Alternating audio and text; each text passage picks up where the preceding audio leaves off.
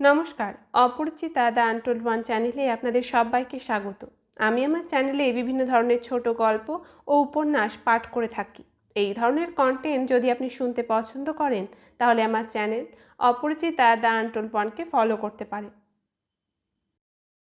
সব সম্পর্কের নাম হয় না।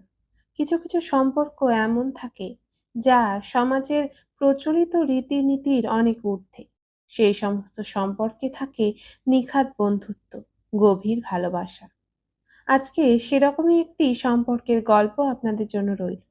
আজকে আপনাদের জন্য রইল তারাশঙ্কর বন্দ্যোপাধ্যায়ের লেখা রসকলি গল্পটি। পালপুকুরের ঘাটের উপরেই প্রকাণ্ড বটগাছটা একটা শিকড় বিশাল অজগরের মতো কুণ্ডলি পাকাইয়া গর্তের ভিতর মুখ সাদাইয়া যেন পিঠে রোদ পোহাইতেছে। পুলিন দাস তার উপর হাঁটু ভাঙা দয়ের মতো উবু হইয়া বসিয়া জলে খোলামকুচি ছুড়িয়া ব্যাঙ ছুড়াছুড়ি খেলিতেছিল। তাহার কাঁধে গামছা, কানে একটা পোড়া বিড়ি। মিতে বলাই দাস আসিয়া ডাকিল, এই যে পেলা, উঠে আয়, ওরে ও খেপাচণ্ডী, উঠে আয়, খুঁড়ো যে। পুলিন হাতের খোলামকুচিটা জলের পরিবর্তে মাটিতে আছড়াইয়া কহিল, টেসেছে বেটা বুড়ো। বলাই সোৎসাহে কহিল, আর দেরি নাই, উঠে আয়। উভয়েই গ্রামের পথ ধরিল, বলাই আগে, পুলিন পিছনে। পুলিন সহসা কহিল, বউটা খুব কাঁদছে নয় রে বলা। বলা কহিল, খুব আছাড়ে পিছাড়ে করছে। মাথাটা তাহার প্রায় ঘাড়ের নিকটে হেলিয়া পড়িল, ঠোঁট দুইটা চিবুক পর্যন্ত বাঁকিয়া গেল। আবার উভয়ই নীরব, রাস্তা ধরিয়া চলিয়াছে।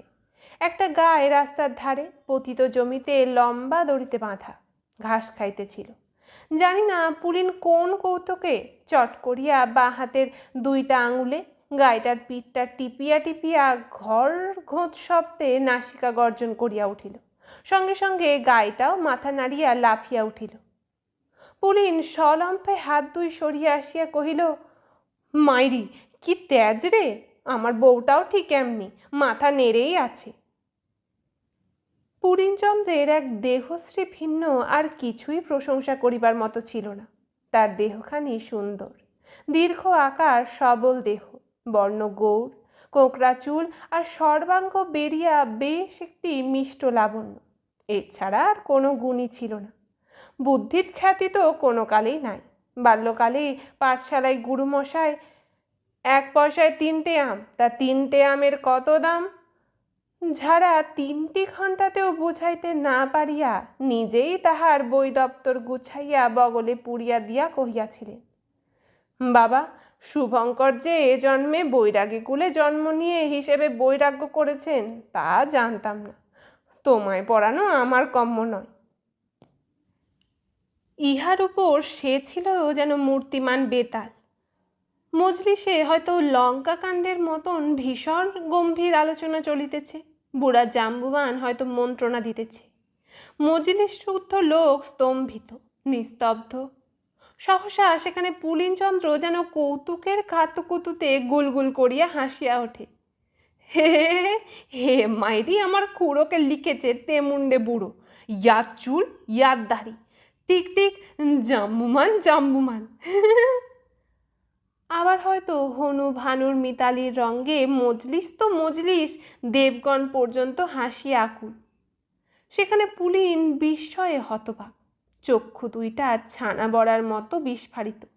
পাশের লোককে বলে, কি মাইরে যে হাসিস তার ঠিক নেই। তারপর সোৎসাহে বাহবা দেয়, বলিহারি বাপ হনু, বাবুদের প্যায়দার চেয়েও তুমি জিন্দে পালোয়ান। গ্রন্থকারও বাদ যান না। পুলিন কহে, বইটার কিন্তু ভারী চটক মাইরি, হে অবাক জলপান লাগিয়ে দিয়েছে। আবার রাবণ বধে সীতা উদ্ধারে আনন্দিত সত্রীমণ্ডলী আবেগে জয়ধ্বনি করিয়া ওঠে। বিচিত্র পুলিন, বিচিত্র তাহার রসবোধ। সে সজল চক্ষে বলে, আহা হা, এতগুলো বেধবা হলো, আহা হা। আবার সঙ্গে সঙ্গে ব্যগ্র অনুসন্ধানে কহে, আচ্ছা, লঙ্কায় তাহলে মাছের সের কত হলো? 1 পয়সা না 2 পয়সা তা লেখে নাই।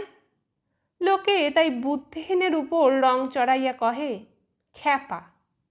পুলিন রাগে না, হাস্য মুখে উত্তর দেয়, হ্যাঁ। রাগে একজন, আর লজ্জায় দুঃখে মরিয়া যায় আর একজন। দুইজনের প্রথমটি পুলিনের স্ত্রী, বয়স 18-19, গোলগাল আঁটো-সাঁটো দেহ, নাম গোপিনী। কিন্তু পুলিন কহে সাপিনী। পুলিনের নির্বুদ্ধিতার লজ্জায় খোঁচায়, গোপিনী রাগে সাপিনীর মতোই গর্জায়। কথাগুলিও বাহির হয় সাপিনীর জিহ্বার মতোই, লকলকে তীক্ষ্ণ, ভয়াবহ।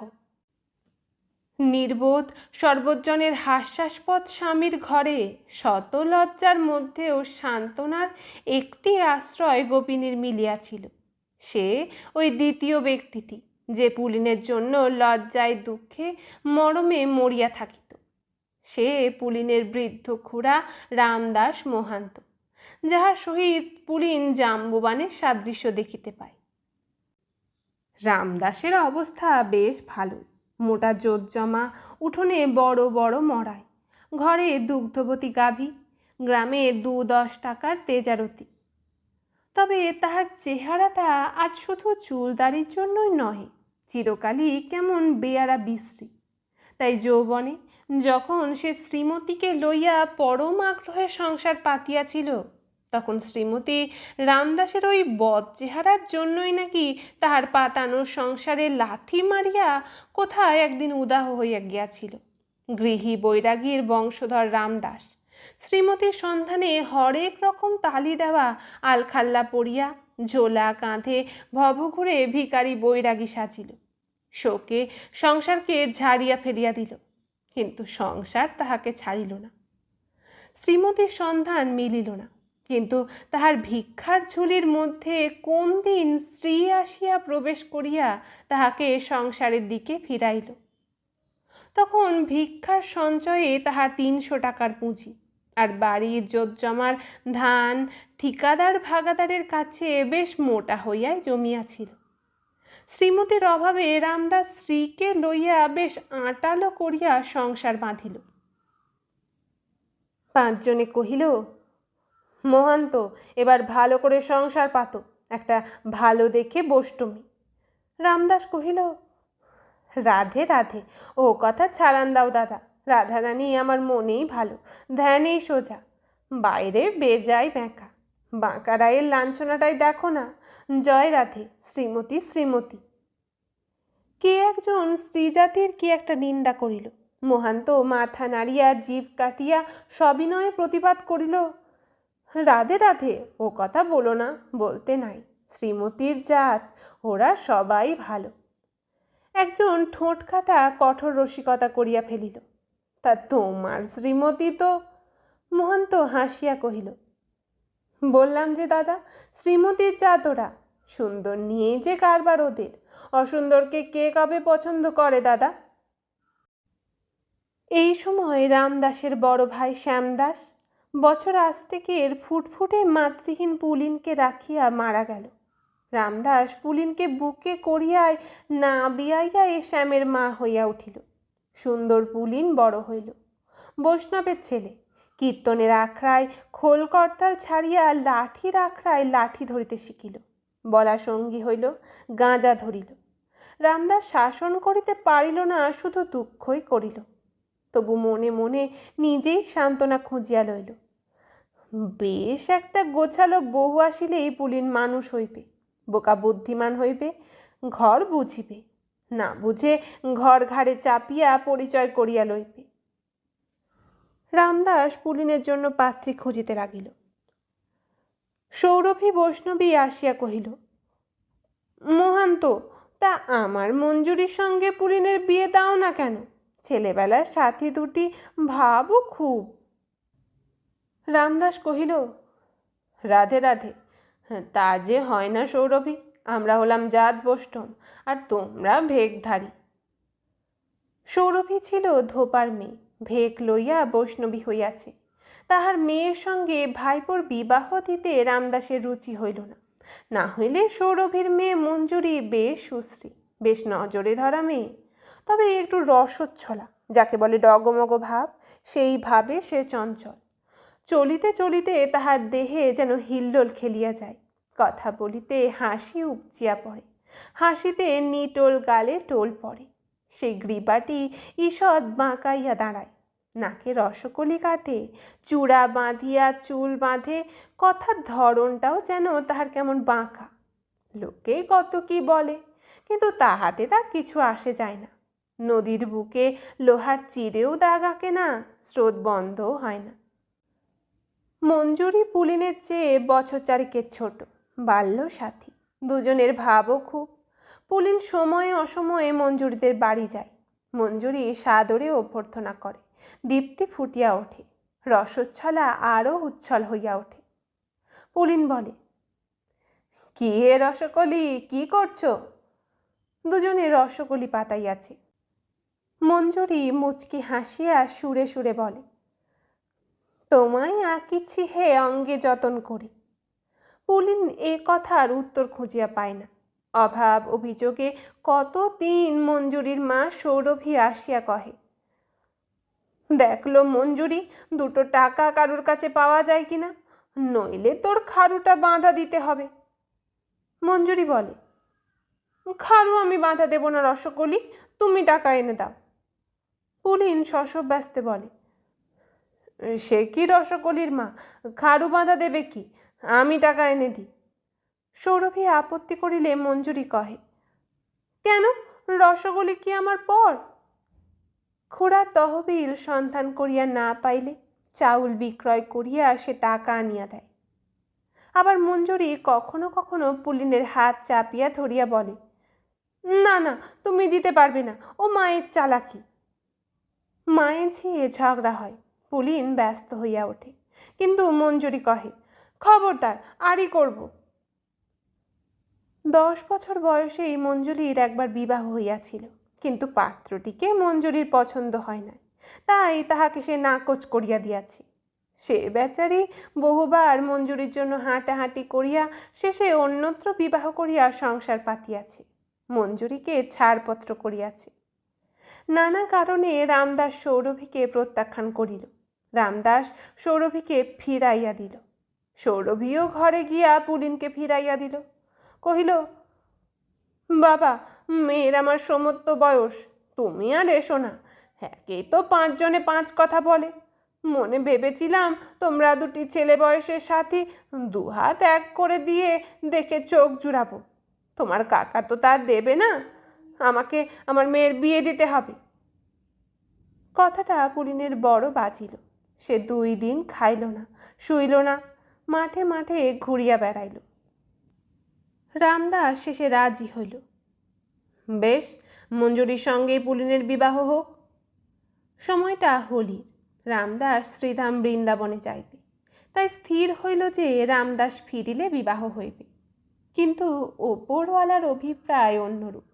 শ্রীধামে সহসা একদিন রামদাসের সঙ্গে হারানো শ্রীমতীর দেখা হইয়া গেল। শ্রীমতী তখন গাছতলায় কলেরায় ছটফট করিতেছে, পাশে 12-13 বছরের মেয়ে গোপিনী বসিয়া অঝরে কাঁদিতেছিল। স্ত্রীলোকটির কাতরানিতে আর বালিকাটির কান্নায় দয়া পরবশ হইয়া রামদাস সাহায্যে অগ্রসর হইয়া রোগিণীর পাশে বসিল। ক্ষণেক তাহার মুখপানে চাহিয়া সাগ্রহে ডাকিল, শ্রীমতী।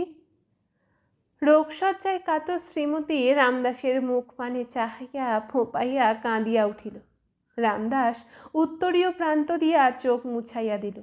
শ্রীমতী তাহার পা দুইটা চাপিয়া ধরিয়া কহিল, আমায় যাওয়ার সময় পায়ের ধুলো দাও, আর এই মেয়েটিকে নাও, বড় ভালো মেয়ে, মায়ের মতো নয়, পারো তো পুলিনের সঙ্গে বিয়ে দিও, ভয় নেই, অজাতের মেয়ে নয়, সেই যে বাউল প্রেমদাসকে মনে পড়ে, সেও চাঁদ বসতাম, তারই মেয়ে। রামদাস কাতর কণ্ঠে কহিল, শ্রীমতী, রাধারানী, আমি যে তোমার তরে আজও শূন্য ঘর বেঁধে বসে আছি। শ্রীমতী সে কথার কোনো উত্তর দিল না, শুধু কন্যা গোপিনীকে কহিল, মা, এই তোর বাপ, এর সঙ্গে যা, আমার চেয়েও আদরে রাখবে। আর একটা কথা গোপিনী, কখনো যেন স্বামী ছাড়িসনি। হই বৈষ্ণব, থাকুক নিয়ম, তবুও ওতে সুখ নেই। শ্রীমতীকে বৃন্দাবনে বিসর্জন দিয়া গোপিনীকে লইয়া রামদাস বাড়ি ফিরিল। সৌরভীকে ডাকিয়া 50, 100, শেষে 200টি টাকা হাতে দিয়া কহিল, সৌরভী, আমার বাক্কি থেকে আমাকে খালাস দাও। 1 মুঠা টাকা খুঁটি বাঁধিয়া সৌরভী হাসি মুখেই বাড়ি ফিরিল। সৌরভী মঞ্জুরির জন্য পাত্র ঠিক করিল, কিন্তু মঞ্জুরি কহিল না। মা শেষে রাগ করিয়া রামদাসের টাকা লইয়া বৃন্দাবনে চলিয়া গেল। মঞ্জুরি 2 দিন কাঁদিল, তারপর আবার উঠিল, ক্রমে হাসিল, রসকলি কাটিল, কিন্তু বিবাহ করিল না। এদিকে পুলিনের সঙ্গে গোপিনীর বিবাহ হইয়া গেল। পুলিন যেন মঞ্জুরির নেশা ভুলিল। সে দিনরাত্রি ঘরেই থাকে, বাড়ির বাহির হয় না। দেখিয়া রামদাস সুখে হাসিল। মঞ্জুরি 2-4 দিন পুলিনের অপেক্ষা করিয়া শেষে একদিন চূড়া করিয়া চুল বাঁধিয়া নাকে রসকলি কাটিয়া পান চিবাইতে চিবাইতে রামদাসের বাড়িতে আসিয়া উঠিল। রামদাস তখন বাড়িতে ছিল না। উঠানে দাঁড়াইয়া মঞ্জুরি মুচকি হাসিয়া ঘরের রুদ্ধদ্বারকে উদ্দেশ্য করিয়াই বলিল, কই হে রসকলি, বউ দেখাও হে। পুলিন ঘরের ভিতরে গোপিনীর সহিত কথা কহিতেছিল। মঞ্জুরির আওয়াজ পাইয়া অন্য দুয়ার দিয়ে আসে ছুটিয়া পলাইয়া গেল। গোপিনী নতমুখে ঘরের মধ্যে দাঁড়াইয়া রহিল। মঞ্জুরি ঘরে ঢুকিয়া গোপিনীর ঘোমটা তুলিয়া দেখিয়া ঠোঁটের আগায় পিচ কাটিয়া কহিল, তুমি বউ? গোপিনী মুখ তুলিয়া চাহিল। মঞ্জুরি আবার কহিল, তা হ্যাঁ বউ, রসকলির তোমাকে পছন্দ হয়েছে? গোপিনী এবার কথা কহিল, যেন চিমটি কাটিয়া কহিল, না। মঞ্জুরি বলিল, বাহ, এই যে পাখি পড়ে বেশ। তা হ্যাঁ বউ, কেন পছন্দ হয়নি, কিছু জেনেছ? গোপিনী সেই চিমটি কাটার মতোই কহিল, রসকলি কাটতে জানি না কি না, তাই। মঞ্জুরি সব বুঝিল। এবার সে হাসিয়া বিস্ময়ের ভঙ্গিতে গালে হাত দিয়া কহিল, ও মা, তাই নাকি? তা আমার কাছে রসকলি কাটা শিখবে বউ? গোপিনী কহিল, শেখাবে? দেখো, ঠিক তোমার মতনটি হওয়া চাই। মঞ্জুরি কহিল, তাই শেখাবো, কিন্তু ধৈর্য ধরে থাকা চাই, কিন্তু পারবে তো? গোপিনী কহিল, পারবো, কিন্তু তোমার সময় হবে তো? বলি, আসবে কখন? রসময়রা ছাড়বে তো? মঞ্জুরি এবার ঠোকার দিয়ে কহিল, আমার রসময়রা নয় অসময়ে এসে সময় দেবে, তোমার রসময় যে একদণ্ড ছাড়ে না দেখি। গোপিনী কহিল, ও 2 দিন, এখন নতুন নতুন নালতের শাখে, তারপর বুড়ো গরু ঠিক দমে গিয়ে পড়বে, ভয় নেই। মঞ্জুরি একটু ঝঙ্কার দিয়া কহিল, তা ভাই, বুড়ো গরু বেঁধে রাখলেই তো হয়, যার দড়ি নাই তার আবার গরু পোষা শখ কেন? গোপিনীও এবার একটু ঝঙ্কার দিয়া কহিল, ঘোড়া হলে কি আর চাবুকের অভাব হয় হে? তা হয় না। যখন গরু পুষেছি তখন দড়ি কি না জুটবে? বলি, পরনের কাপড়ে আঁচল তো আছে, তাতেই বাঁধব। মঞ্জুরি হাসিয়া কহিল, যদি দড়ি ছিঁড়ে পালিয়ে যায়? গোপিনী কহিল, ইস, সাধ্যে কি? মঞ্জুরি কহিল, দেখো।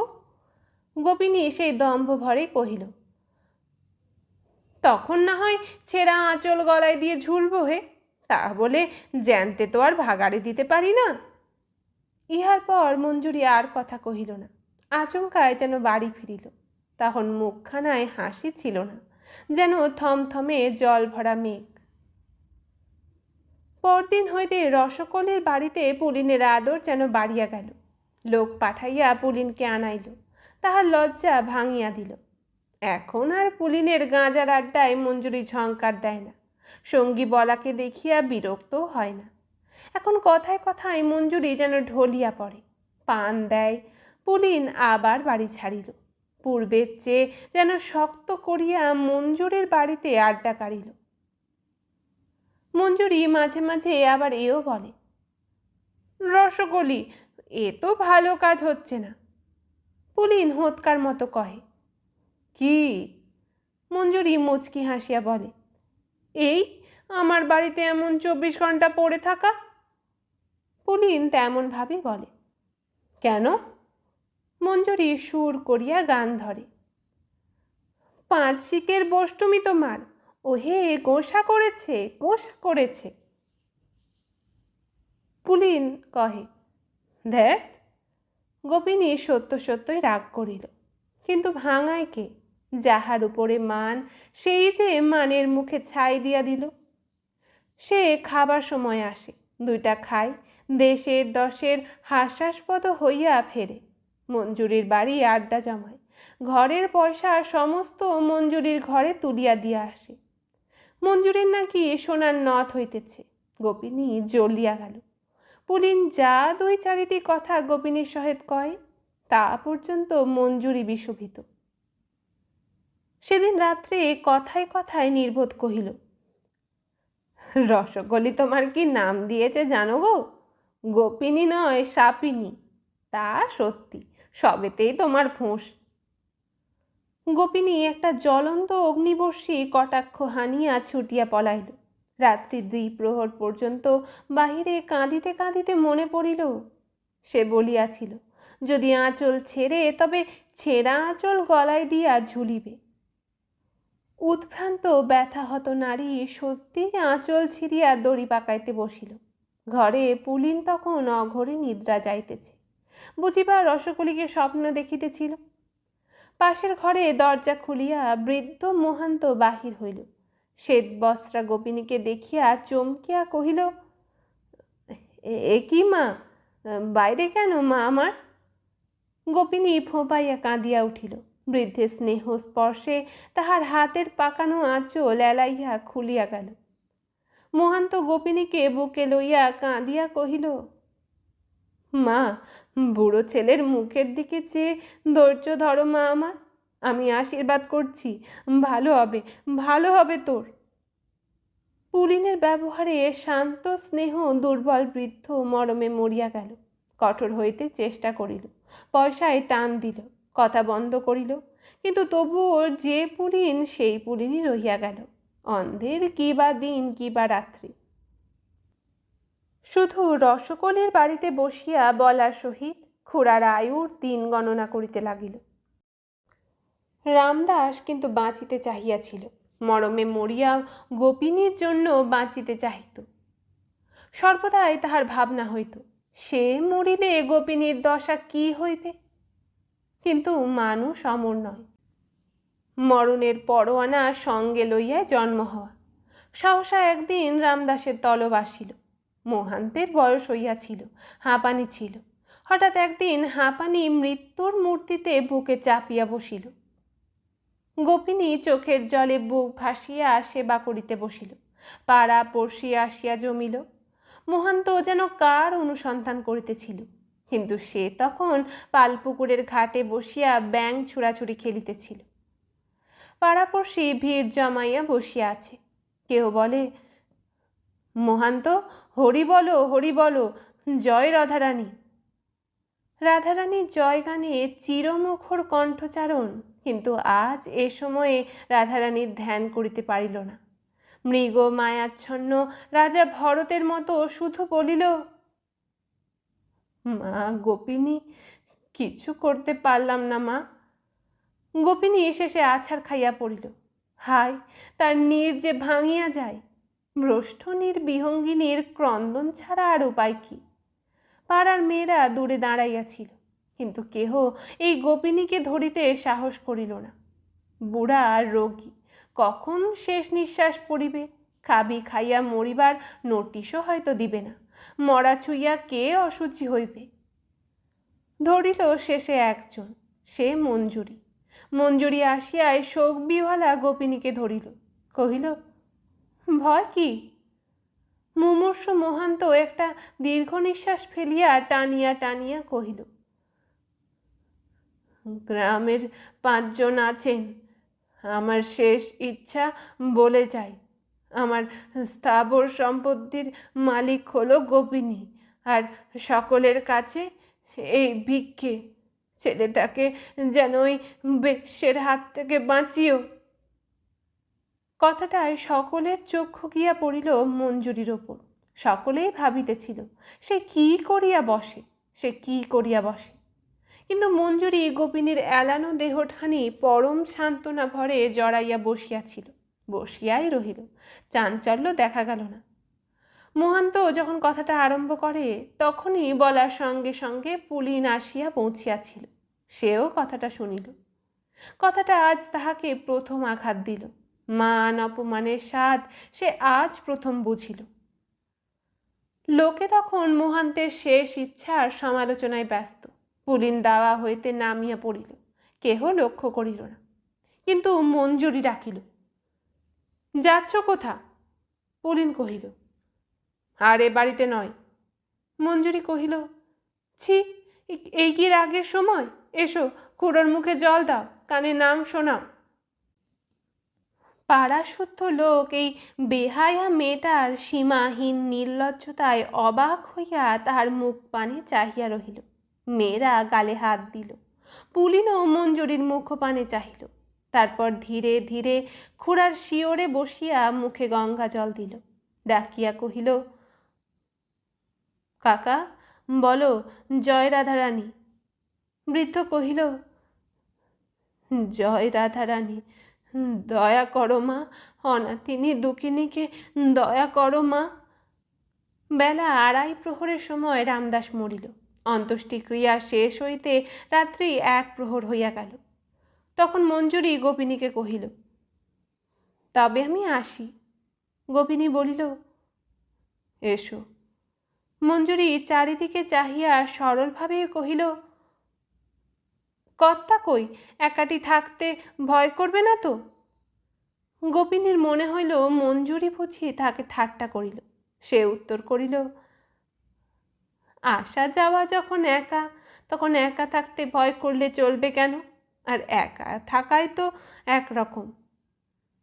মঞ্জুরি কথাটা গায়ে না লইয়া কহিল, আমি কিন্তু ভাই একা থাকতে পারতাম না। গোপিনী কহিল, আমি হলে একা থাকতে যদি না পারতাম, গলায় দড়ি দিতাম। তবু। মঞ্জুরি এবার একটু ঝাঁঝিয়া উত্তর দিল, বালাই 60, মরব কেন? আসি ভাই, কিন্তু রসকলি গেল কোথায়? গোপিনী ক্ষিপ্তের মতো কহিল, রসকলি নাকেই আছে, ঘরে গিয়ে আয়না নিয়ে দেখ, পোড়া মুখের উপরে জলমল করছে। মঞ্জুরি আকস্মিক আঘাতে যেন বিহ্বল হয়ে পড়ল। বহু কষ্টে আত্মসংবরণ করিয়াও কিন্তু শেষ উত্তরের বেলায় বলিয়া ফেলিল, রসকলি তো নিজের নাকেই থাকে বউ, এ যে কেড়ে নেওয়া যায় না। তা তুমি যদি চাও, না হয় দেবার চেষ্টা করি। গোপিনী ফোঁস করিয়া বলিয়া দিল, কি বললে তুমি? তোমার কাছ থেকে ভিক্ষে আমি চাইনি, চাইনি, যাও, তুমি যাও। কথাগুলি ক্রুদ্ধ এক নিঃশ্বাসে বলিয়া সে ঘরে ঢুকিয়া মঞ্জুরির মুখের উপরে দরজাটা দড়াম করিয়া বন্ধ করিয়া দিল। মঞ্জুরি ধীরে ধীরে বাড়ি ফিরিল। বুকের ভিতর তাহার যেন আগুন জ্বলিতেছিল। সাপিনীর এত বিষ! আপনার বিষে হতভাগিনী আপনি জর্জর হয়ে মরুক। আপন বাড়ি ঢুকিতেই মঞ্জুরি দেখিল পুলিন তাহার দাওয়ার উপর বসিয়া। মঞ্জুরির দেহ বাপিয়া একটা হিল্লোল বহিয়া গেল। হাসিতে তাহার মুখ ভরিয়া উঠিল। পুলিন উঠিয়া কহিল, রসকলি। মঞ্জুরি হাসিয়া উত্তর দিল, বসো বলি। পুলিন বসিল। ঘরের তালা খুলিতে খুলিতে মঞ্জুরি বলিল, রসকলি, তুমি ভাই সোনা কপালে পুরুষ, স্ত্রী ভাগ্যে ধন। পুলিন খুব রাগিয়ায় কহিল, ও ধন আমার ভাদ্যর বউ, ছুঁতে পাপ। মঞ্জুরি খিলখিল করিয়া হাসিয়া বহিল, আর বউটি কি গো, চুপ করে বসে রইলে যে, উত্তর দিতে পারলে না? আচ্ছা, আমি বলে দিই, সে তোমার গলার মালা, ঠোঁটের হাসি। পুলিন কহিল, না রসকলি, হলো না, সে আমার গলার ফাঁসি। ঠাট্টা নয় রসকলি, একটা কথা তোমায় বলতে এসেছি। আমি কাল থেকে নিজের বাড়িতে যাব, ও বাড়িতে আর থাকবো না। নিজের বাড়ি অর্থে পুলিনের পৈতৃক বাড়ি। বাস্তব চক্ষে বাড়িটি একটি মূর্তিমন্ত বিভীষিকা, কিন্তু কল্পনায় বাড়িটি বেশ, অর্থাৎ উঠোন ভরা বনফুল, প্রাচীর ভাঙিয়া সীমা অসীমে মিশে আছে, ঘরের ভিতরেও চাঁদের আলো খেলে। মঞ্জুরি কহিল, বেশ, তা ভালো, তারপর খাবে কি করে? পুলিন চট করিয়াই কহিল, বোষ্টমের ছেলে, ভিক্ষে করে খাবো। মঞ্জুরি কহিল, আরও ভালো, কিন্তু ভিক্ষেতেও মেলে চাল, তা রাঁধবে কে? বউকে নিয়ে যাও। পুলিন প্রবল প্রতিবাদে মাথা নাড়িয়া কহিল, না। মঞ্জুরি কহিল, কেন?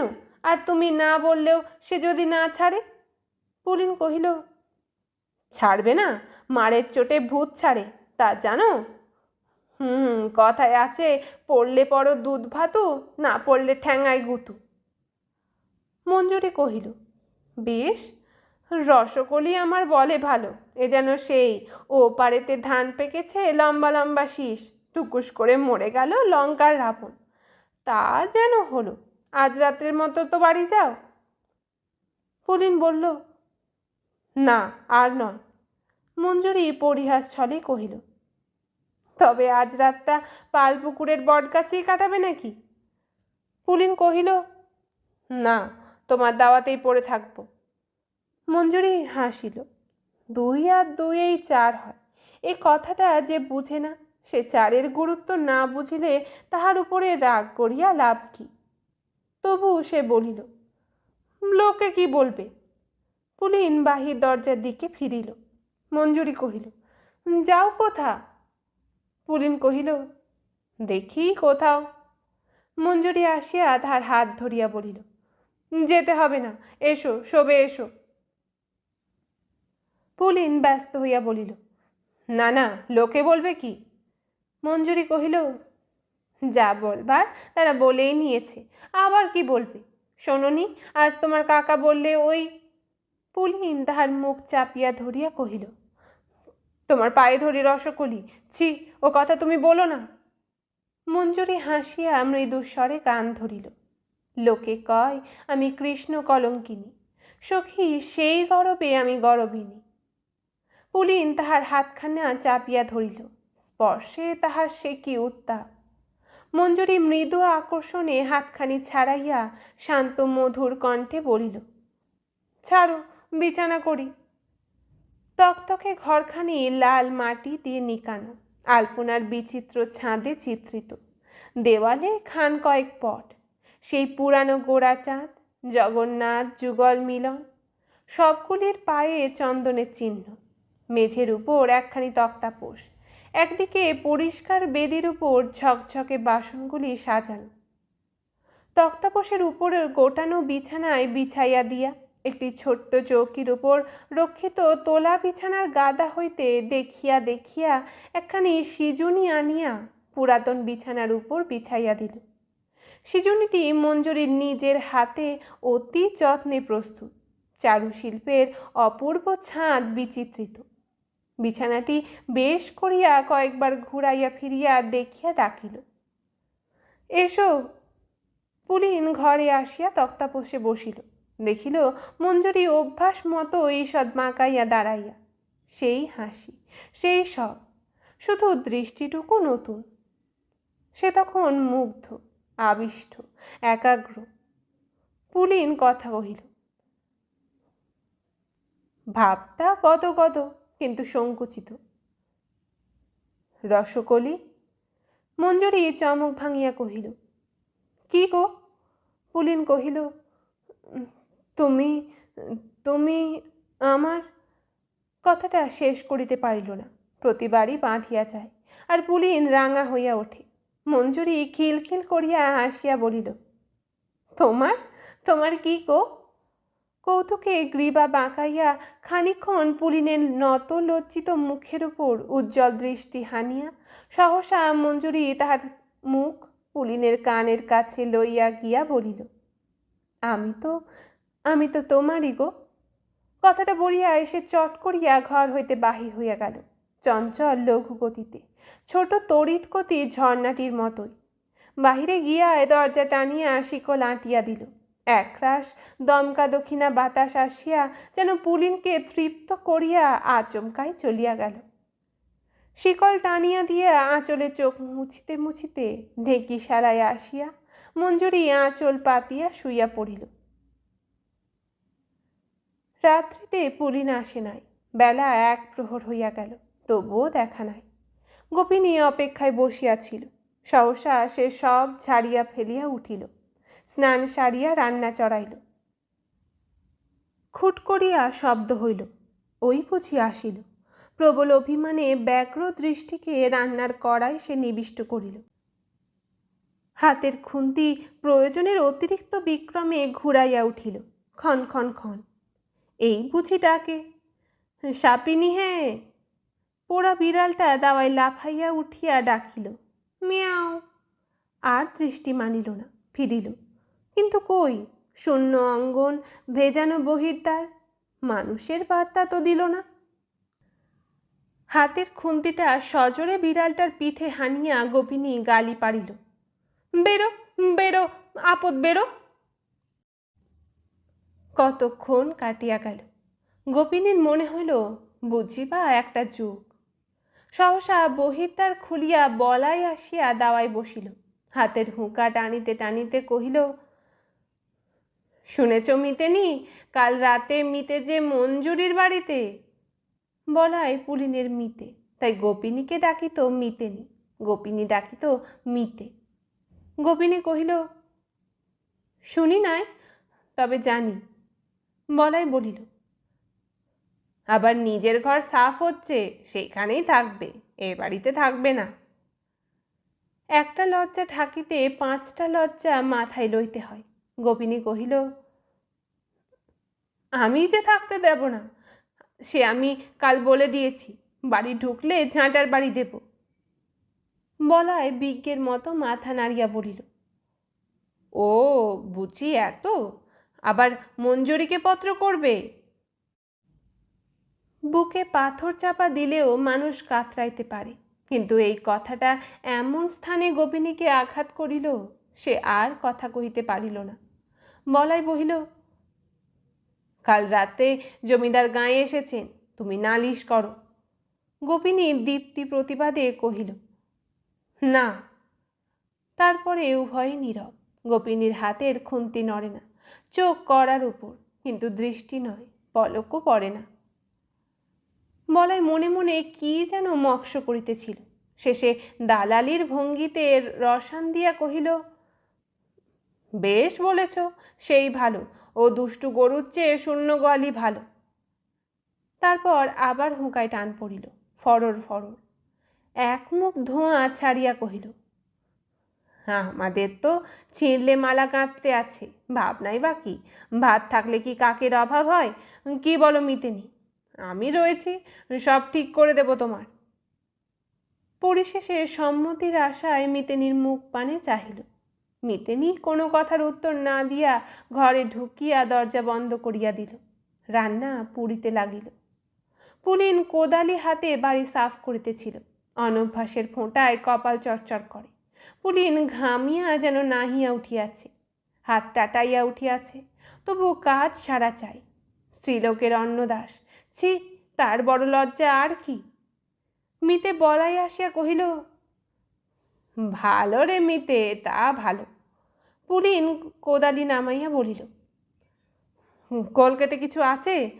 মুখো লয়, অসুচ আমার। বলিয়া কলিকাটি খসাইয়া পুলিনকে দিল। ধূত্রফুলির ছাদে হাত পাতিয়া পুলিন টান মারিল, হুস। বলাই কহিল, তা এক কাজ করলি না মিতে কেন? জমিদার এসেছেন, তার কাছে পারলে একবার হতো না? তোর তো সোঁদর খুঁড়ো, আর ওর সৎ বাবা, ওয়ারিশ হলি তুই, ও মাগি সম্পত্তির কে? চল তুই একবার, দেখবি এক্ষুনি তোর সম্পত্তি তোর হবে। অদ্ভুত পুলিন, বিচিত্র তার সংসার বোধ। সে কহিল, ওর কি হবে? বলাই কহিল, তোর বউ, তুই খেতে দিবি। পুলিন কহিল, না না, আমি যে রসকলিকে। বলাই সোৎসাহে কহিল, রসকলিকে পত্র করবি? ও মরুককে, যা মন করুককে, তোর কি? সে যে নেহাত অমানুষই হয়, হাজার হোক স্ত্রী। মনটা পুলিনের মোচড় দিয়া উঠিল। পূর্বে তাহার সান্ত্বনা ছিল, তাহার প্রাপ্য ধনমূল্যে গোপিনীর নিকট মুক্তি পাইবার হকদার সে। পুলিন বলিল, নামিতে তা হয় না। যেমন দেবা তেমনি দেবী। বলাই বিরক্তভাবে উঠিল, রাস্তা ধরিল জমিদারের কাছারির পানে। পুলিন ভাঙা দাওয়াটার উপর বসিয়া ভাবিতে লাগিল। জমিদারের পশ্চিমা চাপরাশি আসিয়া ভাঙা কাসরের মতো ক্ষণক্ষণ করিয়া কহিল, আরে পুলিয়া, আসো আসো, বাবুর তলব আছে। পুলিন চমকাইয়া বলিল, কেনে কেনে, কাহা সে দারোয়ানজি? পশ্চিমা কহিল, সে আমি জানি না। জমিদারের কাছারিতে পুলিন আসিয়া প্রণাম করিল। বাবু ফর্সিতে তামাক টানিতেছিলেন, গোমাস্তা কলম পিষিতেছে। কয়েকজন মাতব্বর এধারে বসিয়াছিল, আর ওধারে এক পাশে আবক্ষ ঘোমটা টানিয়া দাঁড়াইয়াছিল সংকুচিতা গোপিনী। বাবু পুলিনের দিকে চাহিয়া কাছারিকে উদ্দেশ্য করিয়াই কহিলেন, সে আরামজাদি কই? রাখাল পাইক বসিয়াছিল, কহিল, আগে তিনি চানে গেল, আসছেন। বাবু পুলিনকে বলিলেন, পুলিন, তোমার খুড়োর সম্পত্তি খারিজ করতে হবে। পুলিন শশব্যস্তে কহিল, আগে সম্পত্তি আমার নয়, ওরই। জোর হস্তে অঙ্গুলির নির্দেশে গোপিনীকে দেখাইয়া দিল। বাবু কহিলেন, ওই হলো হে, ওই হলো, স্বামী আর স্ত্রী। মুখ থাকতে নাকে ভাত খায় কে হে? আর তুমি থাকতে সম্পত্তির ও কে? ও সম্পত্তি পেলে কি করে? কথা কও গো, চুপ করে থাকলে চলবে না।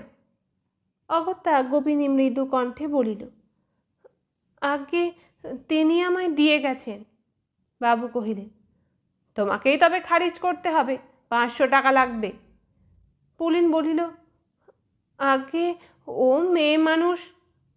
বাবু ধমক দিয়া কহিলেন, তুই থাম বেটা, বলো গো, তুমি বলো, আবার চুপ করলে যে, উত্তর দাও, 500 টাকা চাই আমার। পথভ্রান্তকে যে পথ দেখাইয়া দেয়, সেই পথেই সে চলে। কিংকর্তব্যবিমূঢ়া গোপিনী পুলিনের কথা ধরিয়াই বলিল, আগে আমি যে মেয়ে মানুষ। বাবু কহিলেন, আরে সম্পত্তি তো মেয়ে মানুষ নয়। আচ্ছা, না পারো সম্পত্তি তুমি পুলিনকে ছেড়ে দাও। পুলিন শশব্যস্তে বলিল, আগে না। গোপিনীও বলিল, আগে না। বাবু চটিয়া কহিলেন, আচ্ছা, সম্পত্তি সদরে বাজেয়াপ্ত হবে। আর পুলিন, তুই বেটা ওই মঞ্জুরিকে নিয়ে গায়ে ঢলাঢলি করছিস কেন? ওসব হবে না, পরিবার নিয়ে থাকতে হবে। অভিমান অনবুঝ, স্থানকাল জ্ঞান নাই। পুলিন কিছু না বলিতেই গোপিনী মাথা নাড়িয়া বলিল, না। প্রতিবাদে বাবু চটিয়া দীপ্ত কণ্ঠে বলিলেন, চোপড়াও হারামজাদি, ওই পুলিনকে নিয়েই তোকে থাকতে হবে। গোপিনী আঁতকাইয়া কাঁদিয়া উঠিল। ঠিক তখনই মঞ্জুরি আসিয়া ভূমিষ্ঠ হইয়া প্রণাম করিয়া কহিল, বাবু, আমায় তলব করেছেন? বাবু মুখ ফিরাইয়া আর কথা কহিতে পারিলেন না। সম্মুখে রসোচ্ছলা মেয়েটি, চূড়োর মতো চুল বাঁধা, নাকে রসকলি আঁকা, মুখে মিষ্ট হাসি, গালে দুটি ঈষৎ টোল। মঞ্জুরিকে দেখিয়া ক্ষণেক তাহার কথা সরিল না। মঞ্জুরি পুনরায় বলিল, হুজুর। চমক ভাগিয়া বাবু কহিলেন, হ্যাঁ হ্যাঁ, এসো। শুনছ গো, ওসব চলবে না, পুলিনের সঙ্গেই ঘর করতে হবে। শেষ কথাটা কহিলেন গোপিনীকে। কথার নির্দেশে মঞ্জুরির দৃষ্টি পড়ল ভয়স্ত্রতা গোপিনীর উপর। সে তড়িত পদে নিকটে গিয়া গোপিনীকে কাছে টানিয়া লইল। আশ্বাস লোকে কথাতেও পায়, দৃষ্টিতেও পায়, স্পর্শেও পায়। গোপিনী মঞ্জুরিকে জড়াইয়া ধরিল, কহিল, রসকলি। উজ্জ্বল হাসিতে মঞ্জুরির মুখখানি দীপ্ত হইয়া উঠিল। বলিল, ভয় কি রসকলি? বাবু পুনরায় কহিলেন, বুঝলে, এই আমার হুকুম, উত্তর দাও, রাজি কি না? শুনছিস পুলিন? পুলিন গোপিনী উভয়ে নীরব। উত্তর দিল মঞ্জুরি তেমনি হাসিয়ায়। হুজুর, স্বামী স্ত্রীর ঝগড়া কি ধমকে মেটে? বাবু কহিলেন, আলবাত মিটবে, না মিটলে চলবে না। মঞ্জুরি বলিল, নাই যদি মেটে হুজুর, দায় বা কি? আমরা যাতে বসঠম, ছিঁড়লে মালা আবার নতুন গাঁথি। বাবু কহিলেন, বেশ, তবে ও বলাকে পত্র করুক। ওপাশে বসিয়া বলা মুচকি হাসিল। গোপিনী প্রবল প্রতিবাদে বলিল, না না। বাবু কহিলেন, তবে কি মতলব শুনি? আমার রাজ্যে কিন্তু ওসব বদমাশি চলবে না। পুলিন কি একটা প্রতিবাদ করিল, কিন্তু তাহা এত ক্ষীণ যে কাহারও খেয়াল আসিল না। সে নড়িয়া চড়িয়া বসিল, যেন স্থৈর্য আর থাকে না। গর্তের সাপ ধরা পড়িবার পূর্বে যেমনতর বাহির হইতেও পারে না, অথচ ক্রোধে গর্তের ভিতরে কুণ্ডলি পাকাইয়া যেমন ঘোরে, তেমনি ভাবে তাহার মনটা পাক খাইতেছিল। মঞ্জুরি কিন্তু বেশ বিনয়ের সঙ্গে প্রতিবাদ করিল। জিভ কাটিয়া সে বলিল, ছি ছি বাবু, আপনাকে ওসব কথা বলতে নাই। বাবু অপ্রস্তুত হইয়া মঞ্জুরিকে ধমক দিয়া কহিলেন, আচ্ছা আচ্ছা, তবে তোমারও এখানে থাকা চলছে না। 5 জনে তোমার নামে 5 কথা বলছে, তোমায় গ্রাম ছেড়ে যেতে হবে। মঞ্জুরি সবিনয় বলিল, আগে কোথায় যাব বাবু? মেয়ে মানুষ আমি। বাবু তাহার মুখ পানে চাহিয়া কহিল, আচ্ছা, আমার সঙ্গে চলো, তুমি আমার বাড়িতে থাকবে। মঞ্জুরি কহিল, আগে ঝিগিরি আমি করতে পারবো না। বাবু কহিলেন, আচ্ছা, ঝি কাজ তোমায় করতে হবে না। মঞ্জুরি হাসিয়া বলিল, বাপরে, রানীমা তাহলে ভাত দেবেন কেন? বাবু এবার বেশ রস দিয়া কহিলেন, সে ভাবনা তোমায় ভাবতে হবে না। আমাদের বাগানে তোমায় কুঞ্জ করে দেব, এখানে যেমন আছো তেমনি থাকবে। বলিয়া বাবু হাসিলেন। হাসিটা গেজলা রসের মতো, কেমন যেন বিশ্রী কুৎসিত গন্ধের আভাস দেয়। মঞ্জুরি কহিল, আমার পোড়ার মুখকে কি আর বলবো, সত্যি সত্যি এ মুখে আগুন দিতে হয়। আপনি রাজা, আপনিও শেষ। না হুজুর, আমি এ গাঁ ছেড়ে কোথাও যাব না, সে যা যা বলবে বলুক। বাবু মেয়েটা স্পর্ধা দেখিয়া স্তম্ভিত হইয়া গিয়াছিলেন। সহসা তিনি উন্মত্তের মতো চিৎকার করিয়া উঠিলেন, কে হারামজাদি, ভূতসি, লাগাও যুক্তি হারামজাদিকে। বদ্ধ লৌহদ্বার মত্ত হস্তিও ঠেলিয়া খুলিতে পারে না, আবার অলগল খুলিলে আঘাতের অপেক্ষাও সয় না, খুলিয়া যায়। পুলিনের মনের দরজার ঠিক অর্গলটিতে হাত পড়িতেই সে খুলিয়া গেল। ভিতরের মানুষটি বাহিরে আসিল। সে এক ভীষণ দাঁপে হাঁকিয়া উঠিল, খবরদার। রাখাল পাইকে শিথিল মুষ্টির লাঠি কাজটা কাড়িয়া লইয়া মাটিতে ঠুকিয়া পুলিন বুক ফুলাইয়া দাঁড়াইল। ব্যাপারটা করাই তো কত দূর কে জানে, কিন্তু লোকে ব্যাপারটা গোটা বুঝিতে না বুঝিতে মঞ্জুরি তরিত পদে পুলিন আর গোপিনীর হাত ধরিয়া টানিয়া লইয়া বাহির হইয়া গেল। স্খলিত ভাবটা কাটিতে বাবু কহিলেন, ভূত সিং। বলা মৃদুকণ্ঠে কহিল, হুজুর, ওই মঞ্জুরির সঙ্গে গোকুলবাটির থানার দারোগার পরিবারের যে খুব সুখ, একটু বুঝে। বলার কথাটা ঢাকিয়া দিয়া লাঠি হস্তে ভূত সিং ঘ্যান ঘ্যান করিয়া বলিল, হুজুর হুকুম। বাবু কহিলেন, কুছ নেই, যাও যাও। মঞ্জুরি 2 জনের হাত ধরিয়া আসিয়া উঠিল একেবারে রামদাসের বাড়িতে। সারাটা পথ সে যেন কি ভাবনায় ভোর হইয়াছিল। ভাবনা বলিলে ঠিক হয় না, সে যেন একটা আবেশ, একটা নেশা। বাড়িতে প্রবেশ করিয়ায় মঞ্জুরি দরজাটা বন্ধ করিয়া দিয়া এক গোছ মোটা লাঠি আনিয়া পুলিনের হাতে দিয়া খিলখিল করিয়া হাসিয়া বলিল, বাইরে বসো পাহারাওয়ালা। পুলিন লাঠি হাতে বাহিরে বসিল, আর ঘরের মেঝেতে বসিয়া নীরবে চোখের জল ফেলিতেছিল 2টি নারী, গোপিনী নত দৃষ্টিতে, আর মঞ্জুরি তাহার মুখের পানে চাহিয়া যেন নেশায় ভোর হইয়া বসিয়াছিল। সহসা হাসিয়া সে কহিল, রসকলি। গোপিনী মুখ তুলিয়া হাসিল, বড় বিষাদের হাসি, যেন মলিন ফুলটি।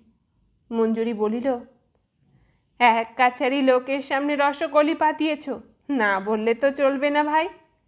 গোপিনী কহিল, হ্যাঁ।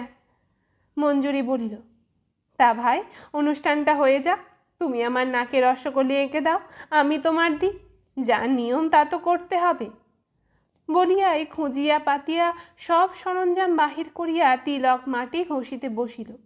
তারপর গোপিনীর কোল ঘেঁষিয়া বসিয়া কহিল, তুমি ভাই আগে বলেছ, আগে তোমার পালা, দাও আমার নাকে রসকলি এঁকে দাও। বলিয়া নিজের আঁকা রসকলিটি মুছিয়া ফেলিল। হতভম্ব গোপিনী কম্পিত করে মঞ্জুরির নাকে রসকলি আঁকিয়া দিল। মঞ্জুরি বলিল, দাঁড়াও, সাক্ষী রাখি, বলিয়া বাহিরে পুলিনকে ডাকিল। সেই মধুভরা কণ্ঠে, রসকলি, এসো বলি। পুলিনকে লইয়া গোপিনীর হাতে হাতে নিজের হস্তবন্ধনে বাঁধিয়া দিয়া কহিল, এই নাও রসকলি, আমার রসকলি তোমায় দিলাম। পুলিনের কথা সরিল না। তারপর পুলিনকে বলিল, আমি দিচ্ছি, না বলো না। গোপিনী ও পুলিন বিস্মিত, নির্বাক। সহসা গোপিনী মঞ্জুরির হাত ধরিয়া টানিয়া বলিল, না না, তুমি শুদ্ধ এসো, আমরা দু বোনে। রসচ্ছলার মতোই কহিল, দূর, আমি যে রসকলি। বৈকালের মুখে মঞ্জুরি কহিল, দাঁড়াও, আমি একবার গায়ের হালচাল দেখে আসি। পুলিন বাধা দিয়া কহিল, সে কি একলা? মঞ্জুরি হাসিয়া ঢলিয়া পড়িল, বলিল, ভয় কি, আমার রসকলি যে সঙ্গে, বলিয়া নাকের রসকলি দেখাইয়া দিল। তারপর আবার কহিল, ভয় নাই, আমি বাইরে বাইরে খবর নেব, তেমন বুঝলে আমি গোকুলবাটি থানায় যাব, আজ রাত্রে নাও ফিরতে পারি, বুঝলে? খবরদার তোমরা বেরিও না, দিব্যি রইল, মাথা খাও। সে কণ্ঠস্বরে পরিহাসের বিন্দুও ছিল না। পুলিন সে কথা অবহেলা করিতেও পারিল না। মঞ্জুরি চলিয়া গেল, রাত্রে ফিরিল না। পরদিন প্রাতে বলাই আসিয়া ডাকিল, মিতে। মঞ্জুরির সংবাদের আশায় নিজের বিপদের আশঙ্কা তুচ্ছ করিয়া দরজা খুলিয়া কহিল, এসো। বলাই বলিল, বেশ বেশ, তা মঞ্জুরিকে দিয়ে টাকাটা পাঠালি কেন? নিচে গেলেই তো হতো। তাও বেশ ভালোই হলো, বাবু বললেন, বলাই, পুলিন যখন 50 টাকা জরিমানায় দিলে তখন তার উপর আমার আর রাগ নেই। তা পুলিন বোধহয় ভয়ে আসে নাই, তাই মঞ্জুরিকে দিয়ে পাঠিয়েছে। মঞ্জুরিকেও মাপ করে দিয়েছে। তা আজ একবার যাস, বাবুকে পেন নাম করে আসিস, ভয় নাই, আমিও সব বলে কয়ে দিয়েছি। পুলিনের কথা সরিল না।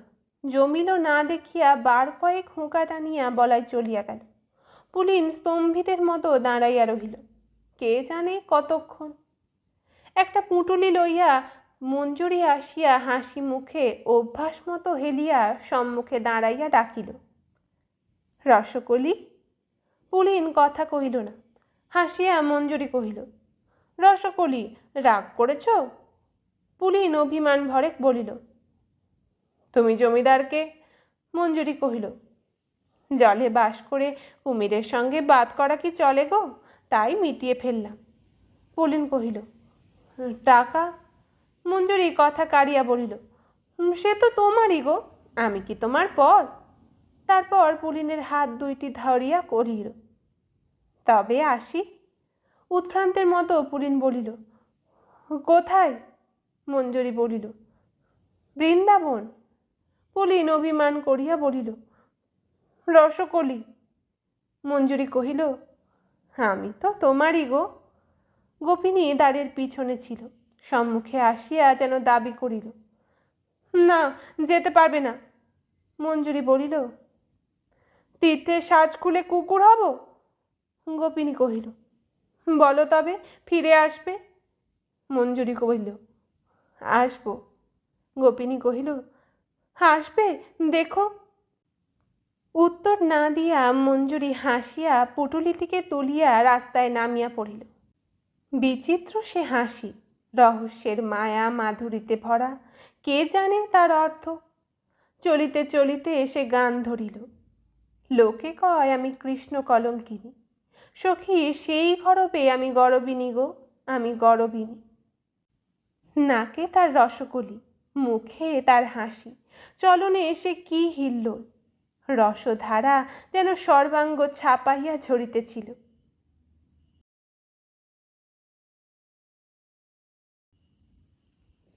এতক্ষণ আপনারা শুনলেন তারাশঙ্কর বন্দ্যোপাধ্যায়ের লেখা রসকলি গল্পটি।